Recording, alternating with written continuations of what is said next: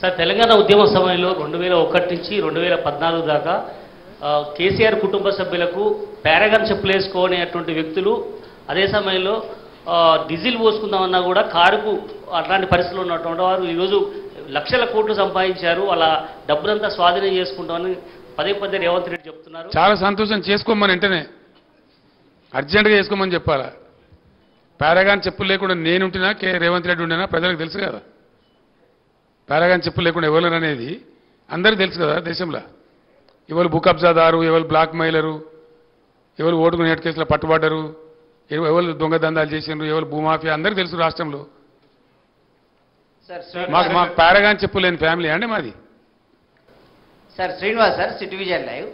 గతంలో రైతులకు ఉచిత ఎరువులని ఒక హామీ ఇచ్చారు, మీరు చాలా సంతోషపడ్డారు, ఆశపడ్డారు రైతులు.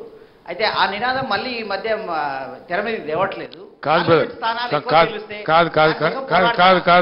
కాదు బ్రదర్, బేసికల్లీ అది కరెక్ట్ కాదు. ఎందుకంటే మేము ఏం చేసినామంటే రైతుకు సహకారం అందించాలా, పెట్టుబడి సాయం చేయాలని మేము ప్రయత్నం చేసినాం. ఆ టైంలో ఏం జరిగిందంటే యూరియా బస్తాలు ఇద్దామని కొంతమంది చెప్పారు. ఒక సలహా, ఇట్ వాజ్ అండర్ డిస్కషన్, నేను ఎప్పుడు చెప్పలేదు, ఇట్ వాజ్ అండర్ డిస్కషన్. తర్వాత అశోక్ గులాటి గారు అని చెప్పి చాలా ప్రామినెంట్ ఆగ్రో ఎకానమిస్ట్ ఈ దేశంలో, ఇంటర్నేషనల్ ఫేమస్ కూడా ఆయన, ఢిల్లీలో ఉంటే నాకు మంచి ఫ్రెండ్. ఆయన నేను అడిగిన, మేము చేద్దాం అనుకుంటున్నాం వితౌట్ ఆ గవర్నమెంట్ సపోర్ట్ ఇలా వ్యవసాయం నడిచే పరిస్థితి లేదు. అనేక దేశాలలో గవర్నమెంట్ సపోర్ట్ చేస్తూ ఉంది, మన దేశంలో ఉల్టా ఉంది, మా రాష్ట్రంలో మేము చేయాలనుకుంటున్నాం కొత్త రాష్ట్రం అని చెప్పి ఆయన సలహా అడిగింది.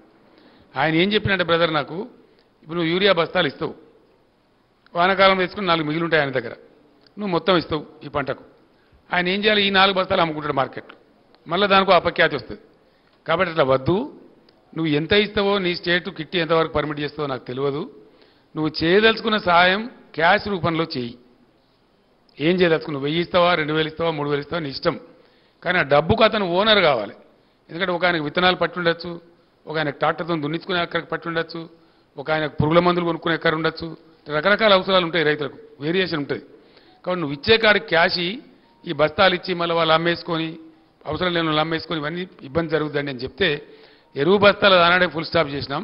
తర్వాత రైతు బంధు పేరు మీద ఈ స్కీమ్ ప్రారంభించినాం. కానీ దీన్ని కొంతమంది చిల్లరగాళ్ళు సోషల్ మీడియాలో పెట్టి బస్తాలు ఇస్తానో ఏమైంది, బస్తాలు ఇస్తానో ఏమైందని, మేము ఇది రైతు బంధువుకి బస్తాలు 2 ఇస్తామని చెప్పినామా? బస్తాలకు బదులుగా ఇస్తున్నదే రైతు బంధు.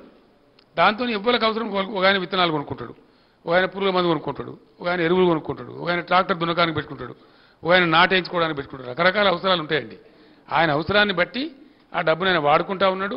దాని ఫలితమే మనం 3 కోట్ల పైచీలు టన్నుల ధాన్యం పండించినాం, పంజాబ్ను తలదనినాం.